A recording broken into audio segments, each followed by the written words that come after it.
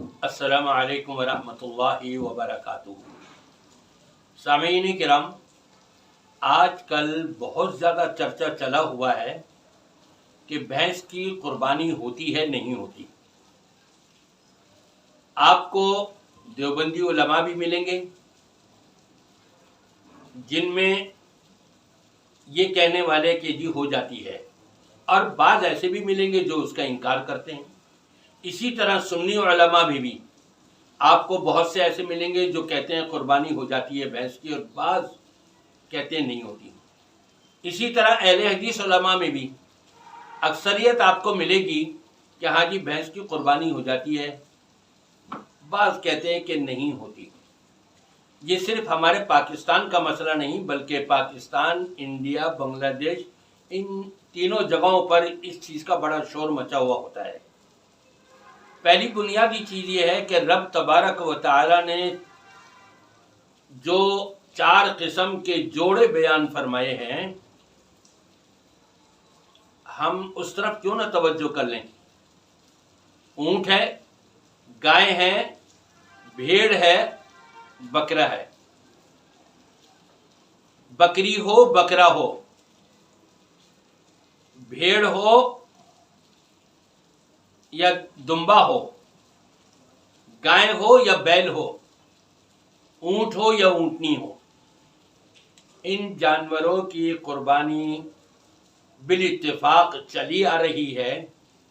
اب رہا بھینس کا، نبی پاک صلی اللہ علیہ وسلم کی حیات طیبہ میں بھینس کا ذکر نہیں تھا، لیکن قاموس کے اعتبار سے، لغت کے اعتبار سے بھی، اور پھر اکثریت علماء کی اسی طرف گئی ہے کہ جی بھینس کی قربانی جائز ہے۔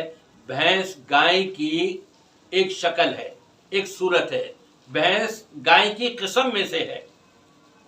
اب آپ دیکھ لیجئے کہ دیوبندی علماء بھی، سنی علماء بھی اور اہل حدیث علماء بھی کیا کہتے ہیں۔ بھینس کی قربانی علماء کی زبانی آپ سن لیجئے اور پھر اس کے بعد فیصلہ کر لیجئے۔ میں یہ کہوں گا کہ جب ہمیں اونٹ بھی میسر ہیں، اونٹنی بھی میسر ہے، گائے بھی میسر ہے، بیل بھی میسر ہے، دمبا بھی میسر ہے، بھیڑ بھی میسر ہے، بکرا بھی میسر ہے، بکری بھی میسر ہے، جب ہر جگہ پر ہمیں یہ چیز آرام سے مل رہی ہے، میسر ہے، تو پھر ہم بھینس کی قربانی کے اوپر کیوں زور دیں؟ ہاں، ہم اس کو حرام نہیں کہہ سکتے، اس کو منع نہیں کر سکتے، اس لیے کہ بھینس جو ہے وہ گائے کی ایک قسم میں ہے۔ آپ سن لیجئے مختلف علماء کرام کی، دیکھیں کیا کہہ رہے ہیں۔ کیا بھینس کی قربانی ہو جاتی ہے یا نہیں؟ بالکل، بھینس کی بھی ہو جاتی ہے، بھینسے کی بھی ہو جاتی ہے، صحیح، اور کٹے کی بھی ہو جاتی ہے جبکہ وہ 2 سال کا ہو۔ کہتے ہیں بعض وہابی کہتے ہیں بھینس کی قربانی نہیں ہو سکتی، مجبوری کے تحت ہو جائے گی جب اور کوئی چیز نہ ملے۔ اگلا سوال ہے بھینس کی قربانی کا حکم۔